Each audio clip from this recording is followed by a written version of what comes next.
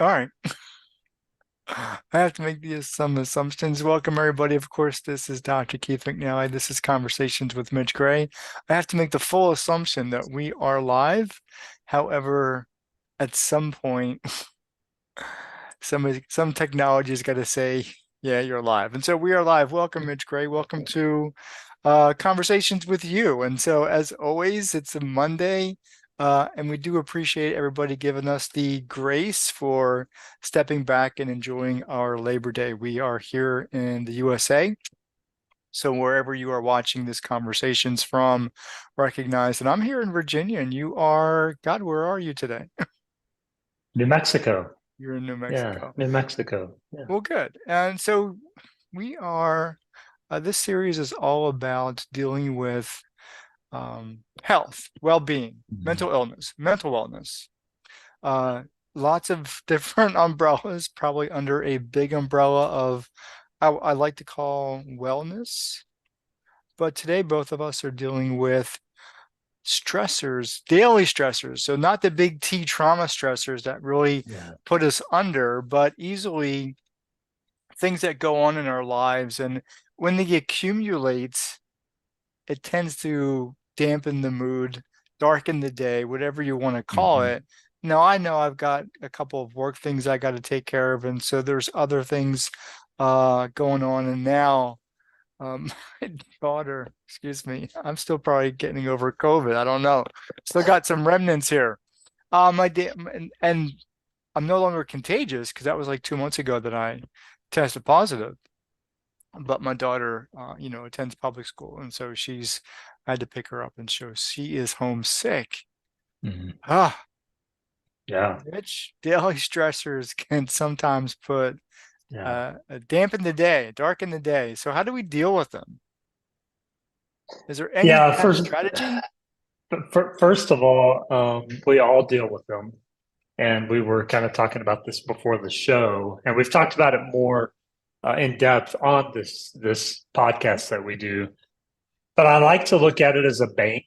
You have deposits and you have withdrawals, and we've kind of mentioned that example before. Mhm. And the really difficult part is when you have all of these withdrawals from your energy and emotion taking place, even the smallest of tasks can become, or the smallest interruption can become really tragic really quickly Mm. because things are just banking. And you and I both have shared our struggles in life. I deal with severe bipolar depression, PTSD, and some attention deficit stuff, high anxiety stuff. Um, and I notice for myself when I have multiple days, multiple occasions, multiple seasons of withdrawals, which by the way, kind of feels like my life has been that way the last 2 years, quite frankly. And I don't have very much deposit. Mhm. So good moments, successes, kind of the fortune and the tide turning, those are kind of good deposits. When I don't have those deposits, then you always just have the withdrawals, even the smallest thing like having car issues, which I've had, or your child needing to come home from school. And it's not that we can't deal with those things, it's that it's just one more thing. Mhm. And so I say that so that people, we really have to give grace to ourselves and we really have to look at the whole spectrum and go, oh my gosh, what's taking place? If it's been a season full of withdrawals, in other words, energy being removed or stacking the deck against you, then it becomes really difficult to not allow those little moments turn into tragedies. If it's been a season that you've had a lot of success, and you and I've both lived through seasons like that where it feels really good, my life 2 to 3 years ago, I was in a really good spot financially. I was in a really good spot emotionally. I was in a really good spot relationship wise with multiple, relationships in my life going really well with friend groups, etc. And then all of a sudden, and I felt really good. So these small things didn't add up as much. But then when you go through seasons of real turmoil and trial and tribulation, those really small moments can turn into something tragic really quickly. So to say all that, we asked the question, what do we do about it? And I think it was 2 or 3 episodes we talked about our daily anchors. Mhm. Those become probably more the practice and the habit of the daily anchor is important when things are going really well. The value of the daily anchors become important when things are going really poorly. So what do I mean by that? It's really good to practice and to get in the habit when things are going well. Oftentimes, I was having a conversation with someone the other day. We were like, yeah, it's really easy when things are going well to overlook the practice and the habits because we just feel good. But I believe that those are the moments that we should dig into our practice even more because we're building the habit and it's easier to build the habit when things are going well.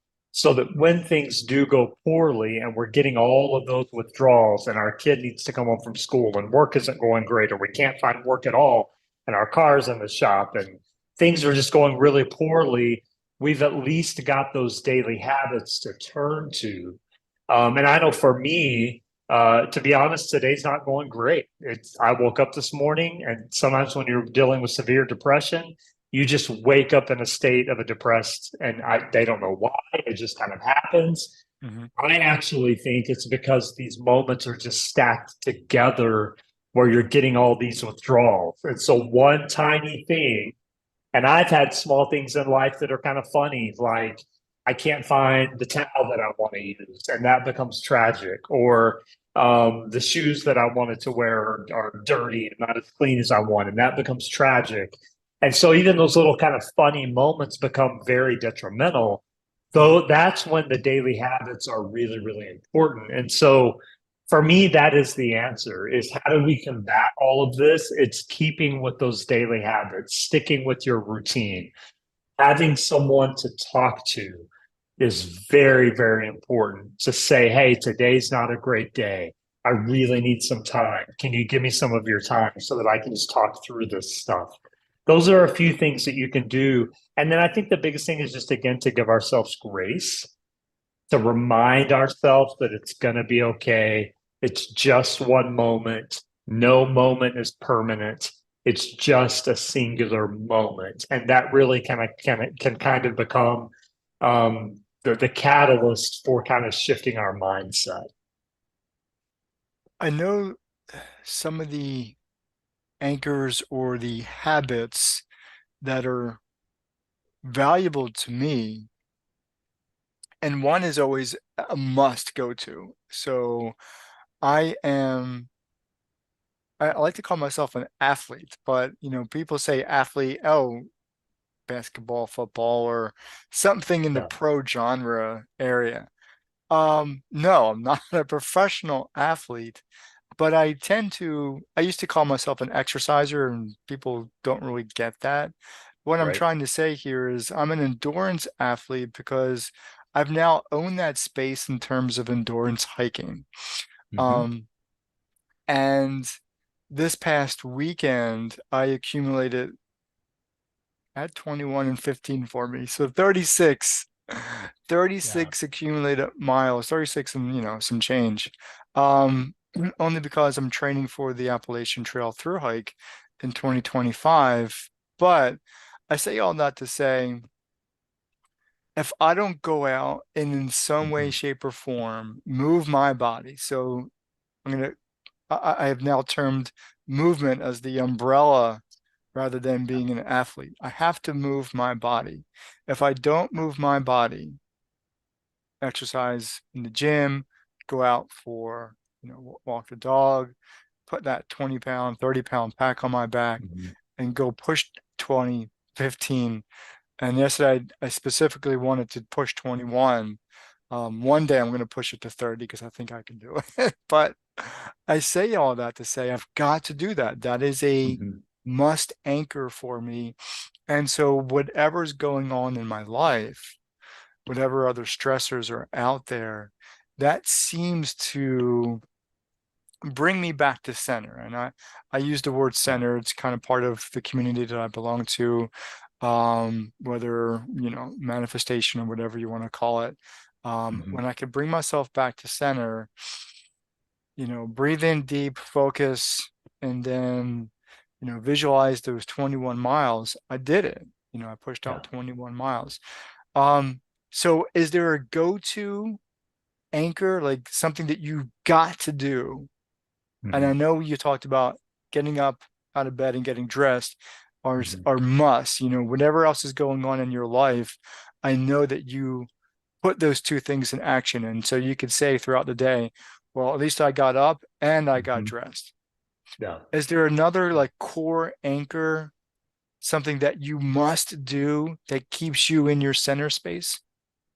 Yeah, movement. I'm like you. Movement and activity are very important.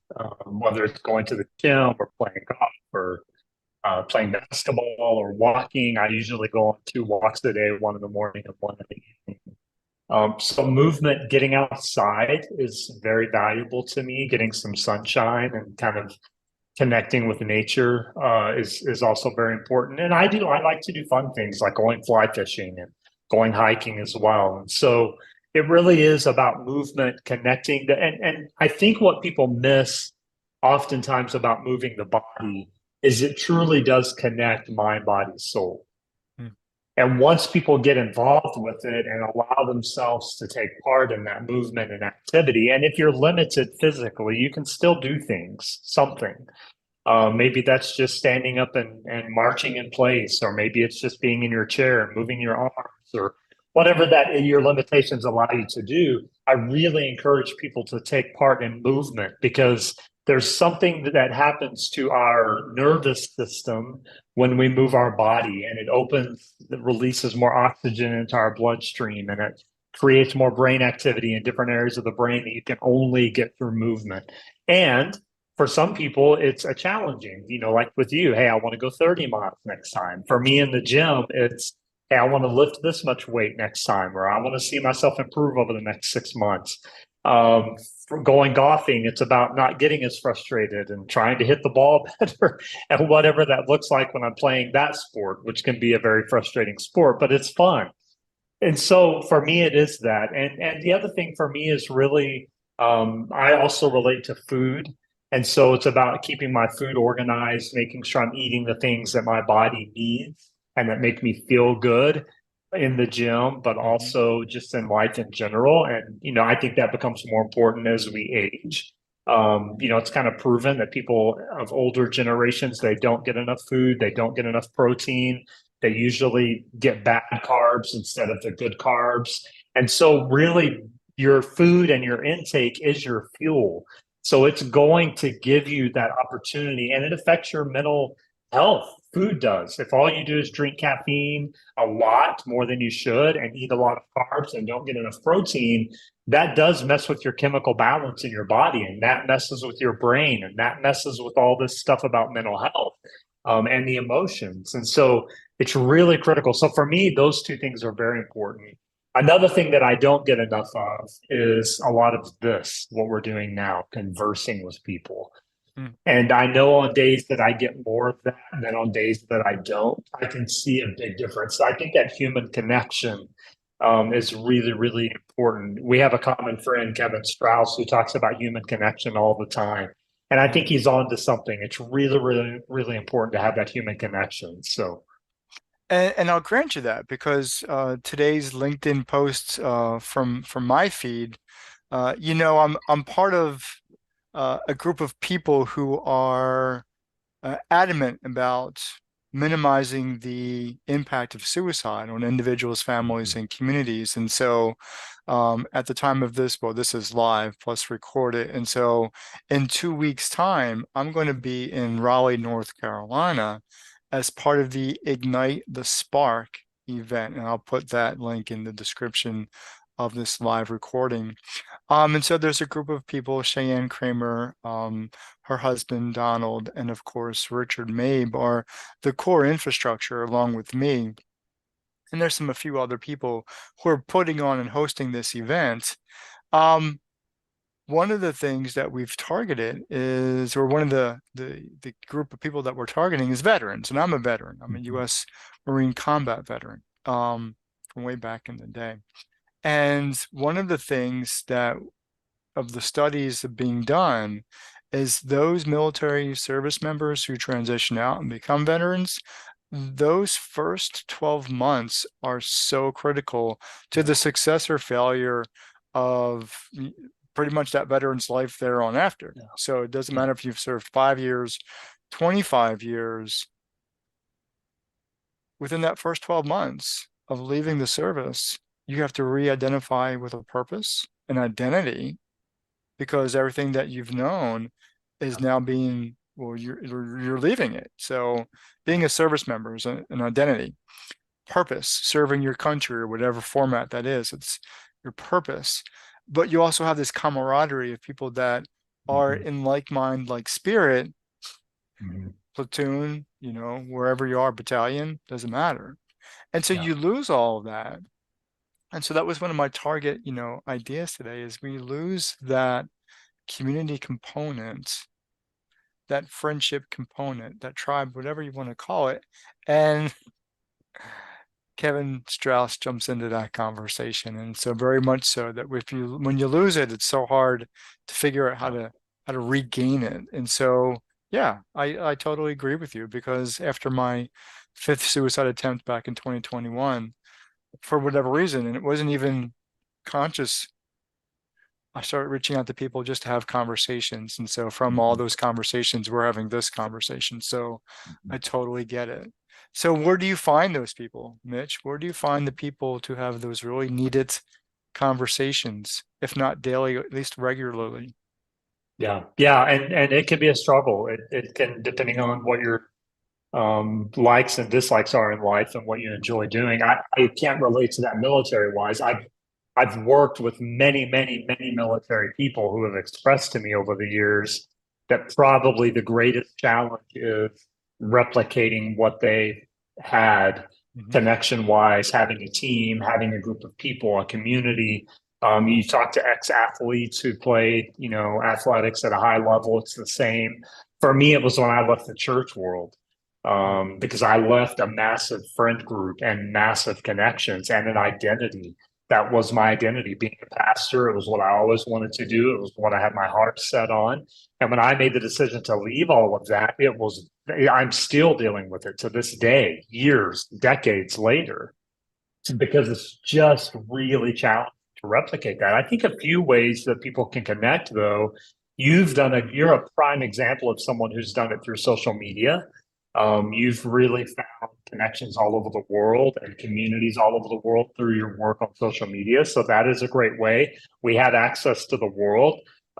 Sometimes that's a great thing. Sometimes that's a challenge. But again, you're kind of a prime example of someone who has used it to their benefit by creating these connections.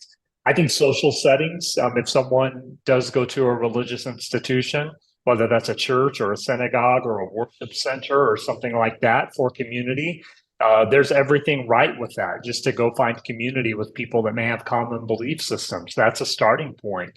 Mhm. And there's some really cool things, out in the world happening. Things like different types of clubs, athletic type things like cornhole or pickleball or golf or hiking or running. There's all these groups that people can get involved with that way. So I think it really just depends on what your interests are. And then that's where I would start. If your interest is social media, start there. If your interest is activity, and I have a couple of friends that are involved in running groups that they meet, once a week to run, and that's kind of their community. If you have children, I do remember raising my kids. It was a little bit easier, I think, to find kind of a commune in because your kids naturally found friends and you kind of befriended those families. Interestingly enough, if that's your only connection, once your kids are, grown up, you don't have those connections anymore. And that's kind of where I am. Is all the connections I had when my kids were little, I don't have those connections anymore. They kind of disappear. And so that's the thing you have to watch for and be prepared for is things transition, life transitions. And so it just depends on what base you want to create it on. But, again, the great thing is the world is at our fingertips. I also think that's the necessary evil because there are opportunities, and making friends can be challenging, especially as an adult, because it takes time and it takes nurturing, and you lose friends and you gain friends. And so I think those are some ways, though, that people could be really creative to maybe not be so isolated. And if you're in a, and we've talked about it before, if you're in a really, really desperate situation and you just need support, there are fortunately so many opportunities for getting that support if you need it at any moment in time as well. So, Well, you tapped on a couple of different things that definitely need their own conversation, especially the idea of transitions. And so there are so yeah, many transitions in life, especially for men. And the older we get, yeah, those transitions tend to be a bit more challenging, only because the older we get, the more control we want to have over life, the more control we should mhm. have over life. But change is just that, something It's different. inevitable. Yeah, Yep. it's inevitable and it's something different. Mhm. And we can't always prepare for what's beyond the curve. And so, Mitch, as always, it's a pleasure to have you in conversation. Let's kind of continue this conversation offline. For those of you who've been watching and listening, we appreciate your support and we'll see you next time. Take care.